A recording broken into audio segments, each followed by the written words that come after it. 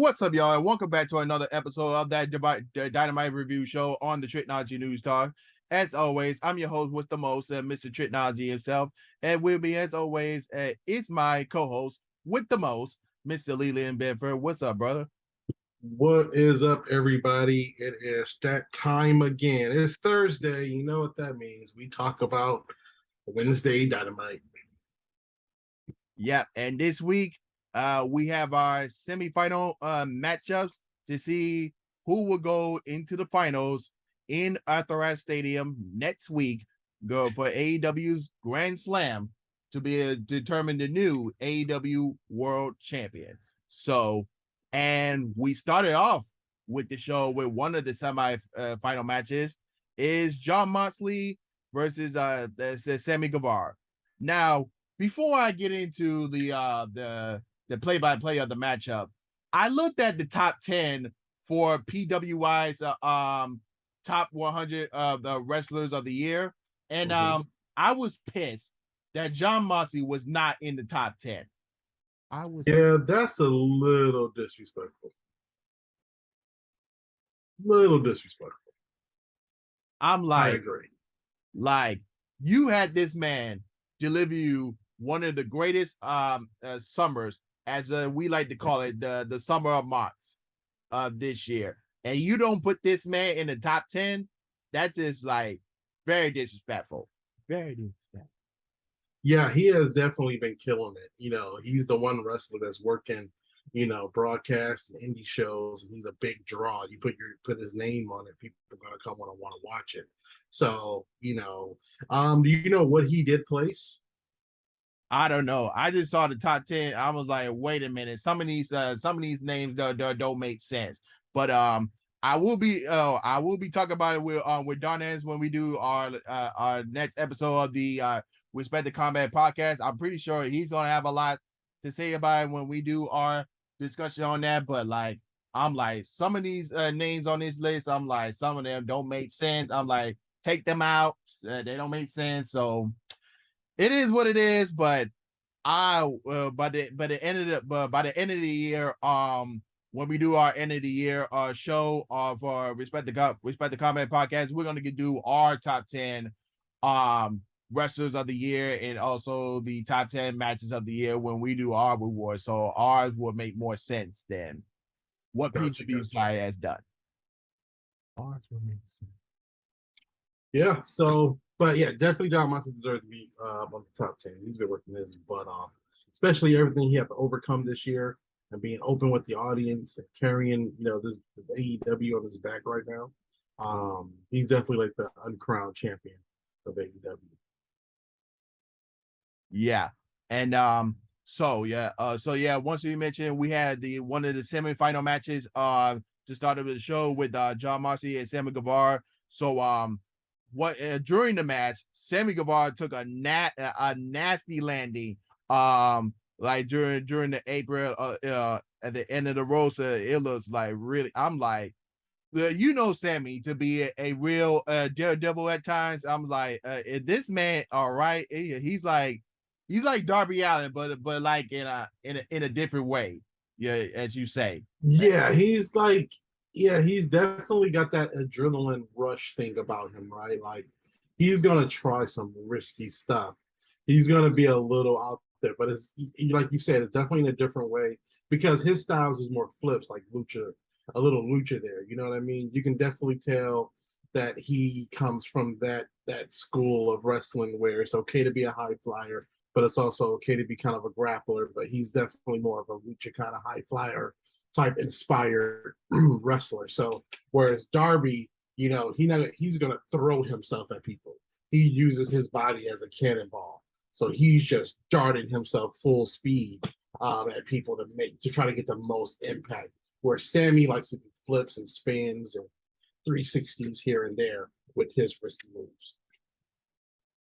Yeah. So Anna Jay and Tricology tried to hit the ringside after Moxley delivered a German suplex, but Anna tried to take out the referee. Ty hit Mox low, but Guevara got a roll up for a 2, Guevara missed the Sentai at Tadaba as Laura Regal asked if he'll get canceled if he called Tai and Anage Horlets. But yeah. Strike battle lead to Matza floating out the GTH into a Death Strider for the victory. So this was a pretty good opener for Moxley, and also becoming the interference that gave Sammy Guevara the win last week on Rampage against Darby Allin. But as we said before, Moxley was not gonna lose this match. So it was either gonna be Mox or and Brian or one of the two make it to the final. So after that promo last week, there's no way Mox was gonna lose this match. Yeah. I definitely didn't see Guevara going over, even with the interference. I didn't see him going over here, but still a hell of a match, Guevara has something special. You know what I mean? Sometimes his moves can look a little rushed, just like slow down, like what Billy Gunn is selling them, like slow down. You don't have to go that fast. But also that's part of the AEW style as well, right? They don't do the long wait, the long sit downs after one move. It takes 3 minutes to recoup. They don't do that. They're rapid fire with theirs. So I know that's part of the style, but it is good for Sammy to slow down a little bit. What he has with Ty Conti over here is now they're newlyweds. What he has with her can really be a long time, act, depending on how well they work together and how long they go. But with them, they both definitely elevate each other. They're both a young, attractive couple, and Sammy can really use this to his advantage. And they both can to get work because look, they're the AAA intergender, champions there. So it's already working for them in a major way. But yeah, Sammy always looks good. One of the pillars of AEW still to this day. One of the younger talents that we have that people love to see. I would like to see more Sammy. You know what I'm saying? I actually kind of want to see more of him, like weekly, go against some of these younger guys. Like they put Sammy, I think because of his history with Jericho, they put Sammy more along with these kind of top guys. Man, that, by the way, the crowd yesterday was really good in Albany. But they put him with these top guys, but I would love to see him, work with Garcia again, like when they were doing all, work against Garcia, work against Wheeler, work against Lee Moriarty, even Brian Pillman, and kind of get them in that group of people. I would love like a young guys, title, or they make the TNT maybe like a cruiserweight title or something like that, that these guys can work in. But yeah, Sammy always is awesome. He takes hella bumps, like bumps that I don't think he should take, but who am I to tell him? But yeah, great match last night. Mox is on. He's headed to the finals. Yeah. And speaking of another reason why Moxley made it to the finals, and we'll explain right now, is that after the match, Excalibur said MJF was causing a scene backstage and demanded a microphone as they went to commercial break. So after the so after the commercial break, MJF stormed into the ring and says to Mox, he's not the same kid when they face each other at All Out in 2020. He says he's not playing the character. Moxley is, and he's a joke. MJF said Moxley built a good character and the fans buy into it, but he doesn't.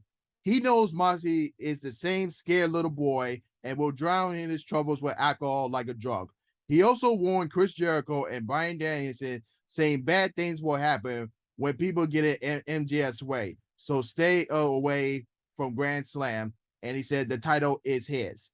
MJF said when Moxley comes back from rehab and he had mentioned beating his demons, he warned Moxley that he don't trend likely, he will be that demon that Moxley cannot slay. So, and then after that, MJF brought out one of his best friends since he was 19 years old, Stokely Hathaway, and the new group called the Firm with and Hathaway told MJF that he could quit AEW, but giving the fans what they want.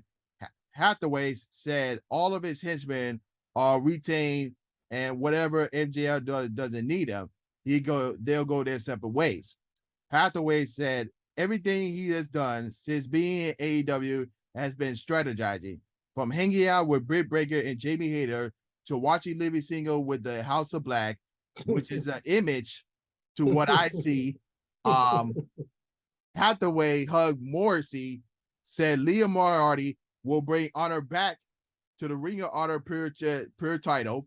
The Gun Club wants Tag Team Gold, and Ethan Page wants the All Atlantic title. They are the Firm. You either run with us or run for them. So we finally got an explanation of what this group is, and I like it. So that they have a purpose here. So they haven't mentioned what Morrissey's purpose is, but I guarantee he'll be one of the guys that might go after Warlow in the TNT Championship. And was it Lee Moriarty? He wants the Pure title. The Gun Club, they want the tag team titles, and Ethan Page wants the All Atlantic Championship because he's Canadian, so that makes sense. So yeah. So this was a pretty good introduction to the Firm, and now that Stokely Hathaway is moving away from for being the manager of Jade Cargill to now managing his own faction that he created. Gotcha. Yeah, this segment was a little long. I didn't like how they kind of put both of them together like that. But the jump back to MJF, great MJF promo, always good, building up. It seems like, he is looking at Mox as his main rival, which I think MJF now and Mox now, they can really do some really good work together because they're complete opposites, right? You got Salt of the Earth. Well, MJF called himself Salt of the Earth, but we all know he's not. But we got, this blue collar John Moxley guy and this prick of a guy, MJF. So complete opposites. It can really, really be a really good rivalry, especially now that it's not during the pandemic. It's not during election season. All the fans are back. They can, be at their regular pace. So looking forward to more of that. Now, the Firm, Stokely Hathaway watching Living Single with the House of Black is definitely something I would love to see. I hope somebody makes some artwork to describe that. That was, Stokely Hathaway had a hard job to come in and still keep everybody attention after that first promo. But everyone has a clear path. My man's got the biggest pop. His name just left me. Who is the guy? Page. There we go. He got the biggest pop out of you. Is it Evan Page? What's his name? Ethan. I don't know why his name just escaped me like that. Ethan Page. He got the biggest pop, and he's definitely one of the bigger stars there. I hate to see him in another group though. Like he just left the thing with Scorpio Sky and American Top Team, Lambert, and I hate to see him just go to another firm like faction that way. Even though they said they're all going to go our separate ways when MJF don't need them, but we'll see how it goes. So interested to see what happens from the Firm. Yeah, I think this is gonna be another group that's gonna be winning probably a lot of championship gold, especially with MJF and Stokely Hathaway on their side. So this is gonna be a dominant group, a dominant faction. So or a group of jobbers. We'll see. Yeah, well, we'll see how it goes because when you mentioned Ethan Page, so he was just a side note from Scorpio Sky. So it's going to be very interesting when Scorpio Sky returns. So you see him with another group and all that other stuff. So it's going to be very interesting, man. But that's only time will tell. So we got the firm, and let's see what they can do. So moving on from that, we got a clip showing that Jungle Boy has put out an open contract for anyone to challenge him in a match on the show. And we saw Jay Lethal accepted the challenge. So we got Jungle Boy versus Jay Lethal, and this is Jungle Boy's actual real match since losing the tag team titles to I think to the Young Bucks. I think that this was his real match, last real match that he had. So I think. Yeah, maybe. So are we at the? Let me see. Where are we? I'm watching the episode here. Are we? So we're getting towards the Jay Lethal and Jungle Boy, right? Yeah, that's where we're at. This match, real quick, I got the match on right in front of me. Again, Jay Lethal is the most professional wrestler out there. He's the most professional wrestler. He can work with anybody and make them, look good. And I'm actually happy they put him up with Jungle Boy. Again, one of the pillars of AEW. And now that Christian has, a little bit of a surgery, it's good to see just a pure wrestling match from Jungle Boy, just to enjoy his wrestling again. Because it's been, like you said, it's been a while since he's been in a match. So it's good just to see him just have a good match, good wrestling match. And with Jay Lethal, like I said, he made Ric Flair look good. So at 78, laying down on his back. So it's good to see, like I said, Jungle Boy just in a good match. Yeah, if you guys don't believe us in Jay Lethal, just go watch this match with Dax Harwood to believe us. Oh, Jesus. I mean, Jay Lethal has a lot of matches, but that one this year, that was just such a good match. Like I said, that match, the Jay Lethal and Harwood match, Dax Harwood match, is a match you can put on for someone who's not a wrestling fan, and they will enjoy that match. Yeah. And this match here was just to get Jungle Boy back on track, because down the line he has to face the Luchasaurus in the match, and then once he get past Luchasaurus, then he could get his real match with Christian Cage. But that's gonna be down the line. Probably gonna happen at Full Gear, but we'll see what happens there. It depends on how fast Christian's shoulder surgery gets well. But yeah, a pretty good back and forth match here. What else can we say? But I thought Luchasaurus was gonna pop up. Yeah, and so in the final moments of the match, Lethal tried the figure four, but Jungle Boy counted it into the snare trap for the submission, and that was it. And all right, and then next was the Action Bronson and Hook segment, right? Yeah, so I think the Hook and Action Bronson with the what I guess the members of the Jericho Appreciation Society, Angelo Parker and the other guys. So I think that match is probably going to happen on the Rampage edition of Grand Slam, but not on Dynamite. I think that's going to happen on a Rampage. This little segment was pretty cool. Like just the filmmaking parts of it, like it was just dope footage. Hook doing some incredible wrestling techniques. Action Bronson in here looking like a madman. They actually make a legit dope tag team. I hope Action Bronson becomes a professional wrestler. Like, well, let's see how he looks like in the ring. But yeah, he's going to get a huge pop next week in New York. Yeah, absolutely. And after that promo, Alex Morez was backstage, and he said he cannot wait for Grand Slam. He introduces the Big Apple Premier pizza maker and wrestler Luigi Premier, kind of like Mario. How great is that character? I'm sorry. Oh my God! So, someone who has gotten some notoriety on Twitter this week, Ethan Page quickly booted him in the face.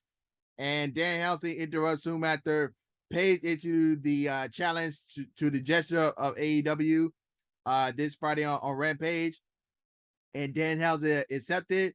And this was a pretty good segment. Like, New York people, they love pizza and all that stuff. So that was a pretty good segment to just try to hype up Grand Slam. And then you had a little Easter egg with Luigi and the Mario segment. I'm like, oh my god. Hello, Easter.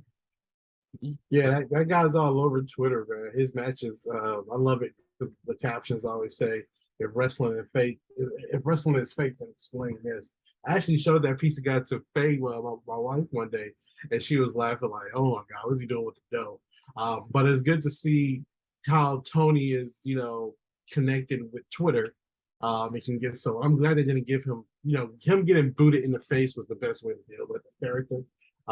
Because if it went any longer than that, they would have got a lot of crap about it. But it was just a little fun segment. Yeah. So that was a pretty good funny segment. And we go into another segment with Darby Allin video showing his work for the Nitro Circus this past weekend, flipping off a tricycle. So you know how he's another daredevil, just like Sammy Guevara, just like we mentioned. And Matt Hardy put him over and called him one of the greatest rivals. He even mentioned in the hardcore match that Darby Allin had with his brother Jeff, and Matt challenged Darby into a match on Rampage to scratch his way back to the top. Yeah, this is going to be a quick. I'm glad I feel bad for Matt Hardy because I feel like they had a whole plan for the Hardy Boys, and unfortunately, his brother kind of, some of his old demons popped up and kind of derailed that, and now Matt Hardy is jumping from one person to another person, kind of just hoping to get some time at this point. But I feel like they had a whole plan for him and got kind of derailed. But good to see, they're keeping them, in there. They did have some good matches back in the day. Remember that nasty bump that Matt took off that like forklift thing, and he hit his head really hard in concrete. That was the pandemic time. Nobody was there. It was crazy stuff. But yeah, they had. Or that was a good segment. But yeah, they had some good matches back in the day, so they'll have a good one on Rampage. Oh yeah, and then we go to Powerhouse Hobbs defeating Matt Murado in a quick squash match with a quarter splash and spinebuster, and that was it. So that spinebuster is something. That spinebuster is awesome. I mean, he has like a Farouk like spinebuster. You know what I'm saying? Like that spinebuster is incredible. Yeah, and post match, Mike Haas took the mic, even though he was bleeding from the mouth, and he said it only took him 4 minutes to defeat Ricky Starks at All Out, and it's time for a new chapter in the Book of Hobbs. Now, when he said that, it reminds me of Mark Henry and the Hall of Fame. I was thinking the same thing. Exactly. So I feel like Powerhouse Hobbs is learning from the Mark Henry learning tree, with Mark Henry being one of the legends and the representatives of AEW there. So I feel like Powerhouse Hobbs is learning from the Mark Henry learning tree, and now it kind of every time he just destroys the victim, and he says, "Who will be the next chapter in the Book of Hobbs?" So that's why, just like you said, it kind of reminds us of the Hall of Fame when Mark Henry does. Yeah, man. I'm glad you said that, man, because I was thinking that last night. I was like, that's kind of, is that going to be his new kind of like gimmick? Glad to see. I know we're getting into it, but post match, Ricky Starks came through the fans. The fans were cheering. They were going crazy for him as he made his way to the ring, and they got in there and scrapped it out. Oh yeah, so you could tell this rivalry is far from over. I don't know when the rematch is going to happen, but I think when they do the rematch, I think that match will go longer than 4 minutes that they had it All Out. Yeah, so I'm happy to see that rivalry still going and it didn't fizzle out because Ricky needs a win over Hobbs. Yeah, exactly. So after that, The Death Triangle called a brief pre-recorded promo saying it is time for them to regain the AEW Tag Team titles. Now, when I saw this match was announced, I'm like, why is Death Triangle getting a tag team title shot? And we getting a tag team title match with Swerve in Our Glory and the Acclaim next week on Grand Slam. It kind of didn't make sense to me at first, but I kind of understand why they made this match, because it kind of made sense that that probably the Acclaim is gonna win the titles next week. So this is a perfect time to Swerve in Our Glory to beat some more competition before the Acclaim get them over next week. That's why I feel like why they made this match. So it kind of make you think that the Acclaim is gonna win the titles next week. Gonna win the titles. Also, I think also the Lucha Bros are higher up on the rankings than the Acclaim right now. So it's only fair to someone who's higher up on the rankings to get a shot before the Acclaim. You know what I mean? So it's kind of staying true to the power rankings a little bit. But man, this is a hell of a match. I'm glad they booked this. Oh, I'm watching it right now. Matter of fact, Swerve just gave Penta a nice stiff right hand. This match was just great. I mean, the Keith Lee was a real difference maker in this match for a lot of moves with Ray being small, and Keith just doing heavy attacks on him.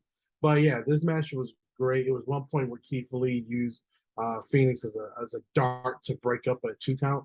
But I mean, this was a heck of a match. Now, do I want to see Acclaim get the belts next week? No. And trust me, like everyone else, I love the Acclaim. I've been a big fan of the Acclaim for a long time. Also, by the way, Penta did a Canadian Destroyer on Keith Lee last night. That's ridiculous. Did a whole Canadian Destroyer on Keith Lee. But I'm not ready for the Acclaim to be the champs just yet. I need them to fight for it one more time. I need them to really grind, push. That third time will be the biggest pop. But, I think maybe at, the next pay-per-view, maybe not on TV. It will be a good moment, but I feel like it'll mean more if they go for it one more time. What if they give them another rematch and then they refuse a rematch and say they got to work their way back up?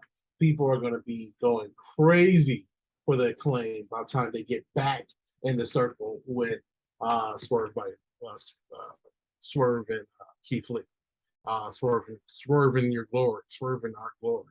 I think that's how I would book it. I would drive the people crazy one more time and let everyone complain, let everyone say what they gotta say, but then they're going to be more invested in their Acclaim.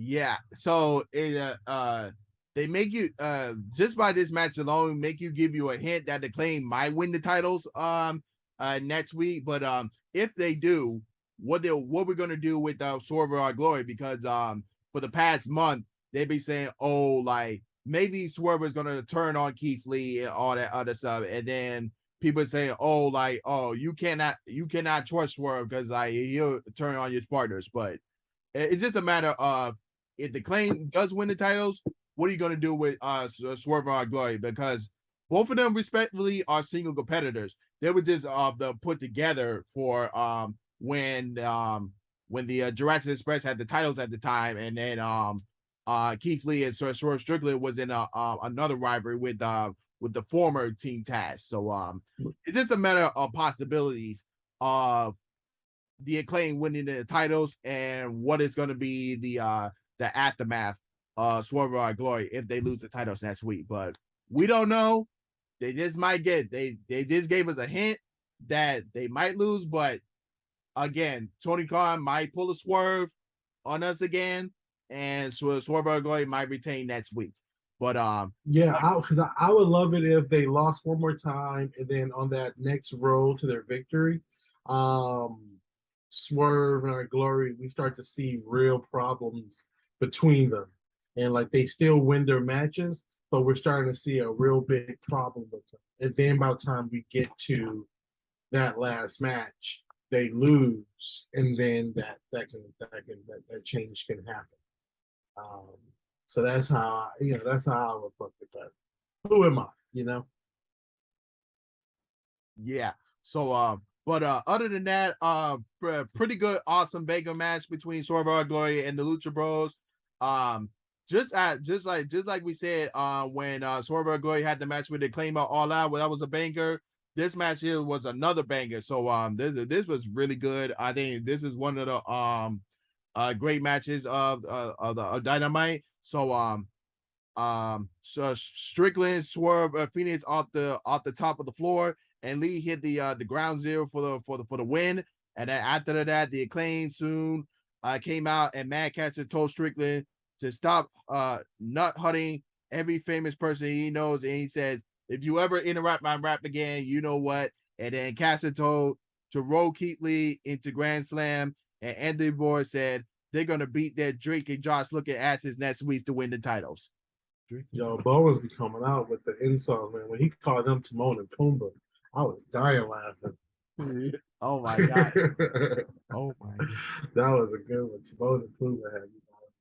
Yeah, and Alice Moraes tried to interview the Dead Triangle backstage, but Penta and Phoenix walk away, and Pat remain with Ramirez says whoever is the current, which he is the current All Atlantic champion, and then out of nowhere, Orange Cassidy Superman punch Pac as Orange Cassidy pick up the mic and says Pac is a double champion, but not for long. So this gives me a theory. So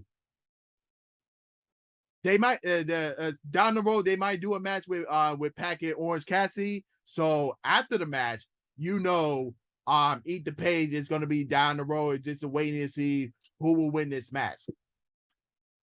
Yeah, pretty much. And he got rivalries, like little rivalries with both of them, so it'll work either way.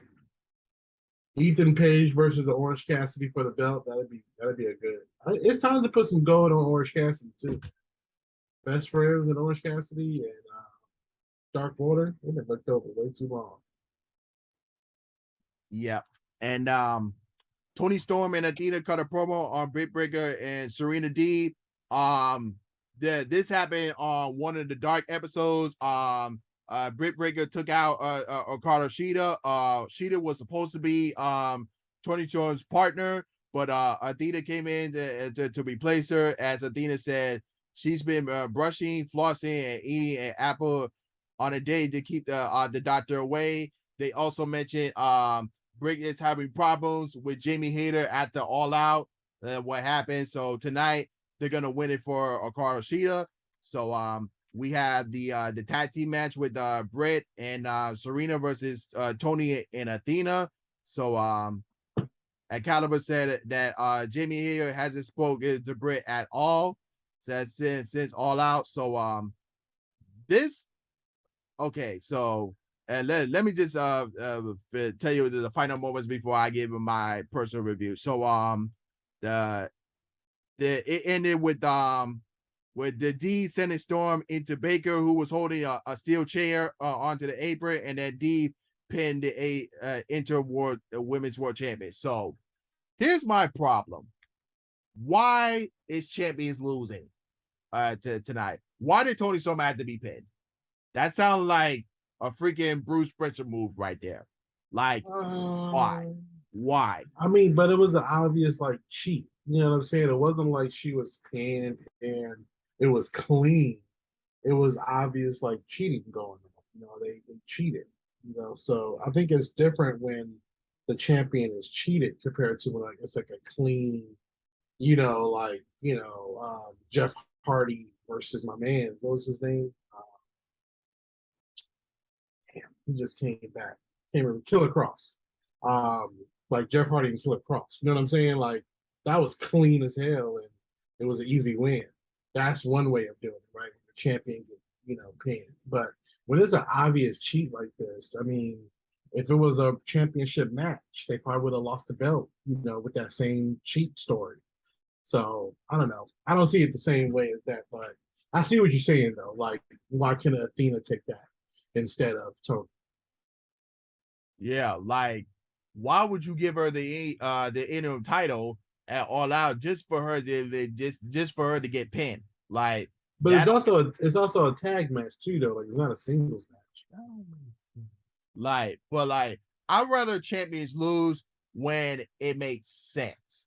You know, but other than that, after the match, Britt and Dee beat down Athena and Storm until Jamie Hayter hit the ring and used the chair on Tony Storm, but Jamie was tempting to hit Breaker with the chair, but she just walked away and not want to hear the Britt's apology. Britt tried to keep apologize, but Hayter walked off and said like, nah, I'm not dealing with you. So that kind of me thinking of Jamie Hayter know that Britt is all about herself and she don't care and all that stuff. So I think they might develop a rivalry there. So I don't know where it's leading to, but we'll just have to see what happens. Gotcha, gotcha. Yeah, I think, but the women did do good last time. Glad to see Athena. She lost, but I'm happy to see Athena on my TV. Also, I think a Serena Deeb and Athena singles match would be killer as well. Yeah, so we'll explain that as we explain these lineups for these for the upcoming weeks. So this Friday on Rampage, we got Samoa Joe versus Josh Woods for the ROH Television Championship. Ethan Page versus Dan Helsing. Penelope Ford versus Willow Naya, and Matt Hardy versus Darby Allin. And then next week's Grand Slam, and then it'll be John Moxley versus the winner, the main event, which we get into in a few moments. Swerve and Our Glory versus the Acclaim for the tag team titles, and just announced Tony Storm versus Britt Baker versus Athena versus Serena Deeb in a fatal four-way for the interim world title. I'm like, why you need to do a fatal four-way again? That don't make sense, but we have it in a match either way. And then Pac versus Orange Cassidy for the AEW All Atlantic title. And then just as we predicted, Hook and Anson Bronson versus Angelo Parker and Matt Murata on the Grand Slam on the Rampage edition of Grand Slam. Yeah, Rampage sounds like it's gonna be kind of lit. Yeah, let's hope they can keep it that way because but other than that, the main event is one of the semifinal match versus Bryan Danielson versus Chris Jericho. Again, this is a rematch from All Out. So this and Excalibur did mention it in the match that Bryan Danielson has never beaten Jericho in his career. So, but that all changed. So this was a pretty good, fantastic match.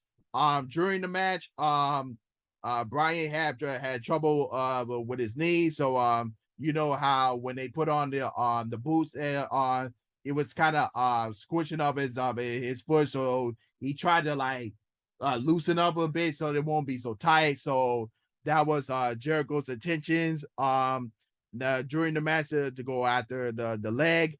But other than that, they fought. There was a pretty good intensive match. But Danielson fought out and wrenched it at the nose to get a better grip. When he put on the bell lock, and then Jericho tapped out. Daniel Garcia gave us a nod of approval backstage. So again, yeah, this was a fantastic match. John Moxley walked out in the post match. They stared down at the AEW World Title, shook hands, and then as the chant goes on with Moxley and Bryan to end the show. So you got two members of the Blackpool Combat Club going for the AEW World Title. So you know MJF is going to be watching to see who wins the title. But I say it's going to be Mox because of what happened early on in the show with the promo. So, but again, they might pull a swerve in letting Brian win the title and then have MJF take the title off of Brian, and then they could do another rivalry with Mox and MJF. So, but we'll have to wait and see what happens next week. But again, pretty good Dynamite episode, and we say the both semifinal matches and the tag team title match was the pretty good matches on that show. But this was really to hype everybody up for Grand Slam next week, which is definitely going to be a loaded show, especially you have 4 titles on the line next week on Dynamite. So, but we'll just have to wait and see what other matches that they're going to announce for the Rampage edition next week. Yeah, just to go back, Danielson and Jericho, hell of a match. This was Jericho being Jericho, not Lionheart or any other thing, which is the current Jericho. It was a hell of a match. They really worked the leg angle really well. The crowd was really behind Danielson the whole time. And it was, really good storytelling here in this match. You're right. We do have 2 members of the Black Bull Combat Club here. Danielson beat Moxley the first time they went at it, correct? Moxley beat Brian. I think that this was at Revolution. Moxley beat Danielson? Yeah. Oh man, I thought Danielson beat Moxley. Nah, the Moxley beat Brian at Revolution. Oh wow. Okay, so this would be something for Brian to prove, that he can do it. So yeah, that's the championship match. What you think about that? These 2 guys going at it for it. I mean, this is Moxley and Brian Daniel 2. So I gave you my 2 different scenarios. What could happen. This all gonna lead into the MJF and Moxley storyline. But it's just a matter of how they're gonna put it off next week. Like I said before, Brian could win the title next week, and then immediately drop it to MJF, and then you could do the storyline between MJF and Mox, or just have Mox win the title and then do the storyline from there with MJF. So you have 2 different scenarios. It's just a matter of what they're gonna go for. Yeah. But yeah, I'm definitely interested to see what happens going forward and who will be the next AEW champion. And will that champion keep the belt longer than 24 hours? It seems like CM Punk, that was difficult for him. Both times he won the damn thing. So definitely want to see someone hold the belt to put the belt back in a good position. So really good episode of Dynamite last night. Back to just wrestling. Not many gimmicks last night. Just wrestling. Just good, good matches. And I'm looking forward to seeing who will take this belt and go from there. Yeah, and another scenario I want to mention: maybe MJF could cash in on his chip on the title next week. But I don't think it's gonna happen. I think he's just gonna buy his time to see who actually gonna win the title. But we'll have to wait and see what's gonna happen next week, because if you really think about it, Mox and Brian, they are like the leaders of the AEW locker room. They see potential in the younger wrestlers, especially the pillars of AEW and the younger wrestlers in the locker room. They try to make them a little better, and also like Jericho as well, one of the other leaders. So it's just amazing to see whoever wins the title next week. You already know they're gonna give it to MJF because he is one of the pillars. So it's just amazing to see one of the locker room really is to see have one of the younger talents try to get over so they can get over with the audience and in the locker room backstage. Yeah, that sounds good. I was just looking at some of the highlights from that first Moxley and Bryanson match at Revolution. That match was bloody. It was great. Yeah, but I might go rewatch that match real quick and get ready for Dynamite next week at Arthur Ashe. Big show for them. This is the second time they're doing this big arena. It's 20,000 plus arena. I see they have something coming up in Seattle. They're going to be at the Climate Pledge. I know WWE was just there on Raw, so they're going to be having the same arena, which is nice. Yeah, a lot of big shows coming up. I like how we're starting to kind. I feel like like we were saying last week. Last week was kind of a reboot, and I think this episode just goes right along with the new tone that they're trying to put out. More, it's a little more serious, a little bit more focused on wrestling, good storytelling, introducing people. So, yeah, definitely a good episode, and next week should be a big one. Yeah, and that's our episode for you guys the today, and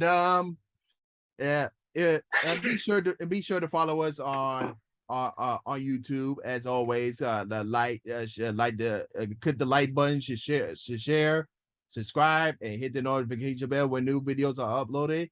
And then don't forget to follow us as well on Spotify, Anchor, Google, and Apple Podcasts for more episodes as well. And be sure to follow us on the empathy page so you can follow us what's going on with the film and everything else.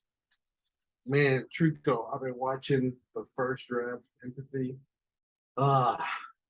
Really satisfied with how everything is coming out. It looks just great. I really can't wait to start getting some trailers out there, some teaser trailers for you guys to see it. But yeah, just looking at the rough draft, I feel very privileged that I can start watching this movie for everybody and see it come together because actors just did, phenomenal job. The crew did a phenomenal job. And just watching what we have so far, it looks really good. I'm just extremely blessed to be having that type of crew and cast for this project. Yeah, absolutely, and we just can't wait for the final product to come out as well. It's coming. Editing takes a while. It's coming. Yeah, for sure. But other than that, he is Leland, and I am Trico, and we're signing off. Peace.